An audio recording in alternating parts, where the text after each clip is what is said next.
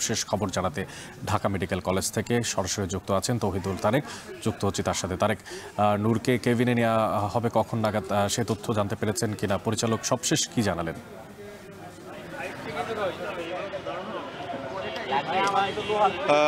অনেক, আপনার প্রথম প্রশ্নটা দিয়ে শুরু করতে চাই।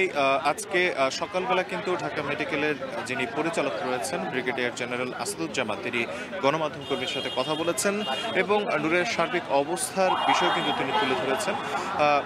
খুব দ্রুত সময়ের মধ্যেই আইসিইউ থেকে তাকে কেবিনে শিফট করার একটি পরিকল্পনা রয়েছে বলে তিনি জানান এবং একই সাথে যে সার্বিক অবস্থা সেই বিষয়টি যদি একটু তুলে ধরি, পরিচালক বলেছেন যে আগামী এক সপ্তাহের ভিতরে তিনি বাড়ি ফিরে যেতে পারবেন এমন আশাবাদ কিন্তু তিনি ব্যক্ত করেছেন। তবে যে বিষয়টি তিনি উল্লেখ করেছেন যে কিছু মানসিক ট্রমার কারণে কিছু জটিলতা তৈরি হয়েছে, তবে তিনি আশা করছেন খুব দ্রুত সেটিও কেটে যাবে।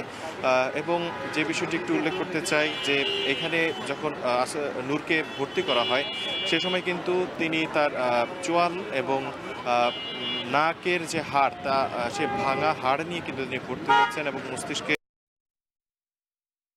এই বিষয়টিও কিন্তু চিকিৎসকরা জানিয়েছিলেন। তবে রক্তক্ষরণের বিষয়টি অনেকটা কমে গেছে বলে কিন্তু আমরা জানতে পেরেছি এবং একই সাথে বলেছে যে ভাঙা হাড় যেখানে ভেঙে গেছে সেটা খুব দ্রুতই সেরে উঠবে বলেও তিনি আশাবাদ ব্যক্ত করেছেন এবং একই সাথে তিনি বলেছেন যে পরিচালক আশা করছেন যে আইসিইউ থেকে খুব দ্রুত সময়ের ভিতরে তাকে কেবিনে সরিয়ে নেওয়া হবে এবং একই সময়ের সাথে তাকে কেবিন থেকে তাকে ফিরিয়ে নেওয়া হবে, তিনি ফিরতে পারবেন এই বিষয়টি কিন্তু তিনি উল্লেখ করেছেন।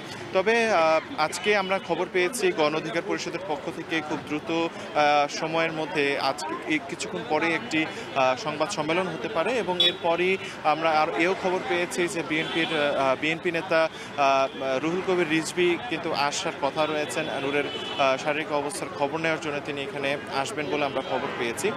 এবং যে বিষয়টা আরেকটু উল্লেখ করতে চাই, গেল কয়েকদিন আগে পুলিশের লাঠিচার্জে আহত হয়ে গণ অধিকার পরিষদের সভাপতি নুরুল হক নূর কিন্তু ঢাকা মেডিকেলে আইসিইউতে পর্যবেক্ষণে ছিলেন এবং শুরুর দিকে বেশ জটিল অবস্থা থাকার কারণে কিন্তু এখানে নাক কান গলা নিউরোসার্জন থেকে শুরু করে 6 সদস্য বিশিষ্ট একটি মেডিকেল বোর্ড কিন্তু তার চিকিৎসা প্রদান করে গেছেন। এই বিষয়টি পরিচালক আমাদেরকে জানিয়েছেন এবং খুব দ্রুত সময়ের ভিতরে তিনি সুস্থ হবেন বলে আমরা জানতে পেরেছি। এই ছিল আমার কাছে সর্বশেষ। ঢাকা মেডিকেল কলেজের সামনে থেকে যুক্ত ছিলেন সহকর্মী তৌহিদুল তারেক, জানাচ্ছিলেন নুরুল হক নূরের সবশেষ শারীরিক অবস্থার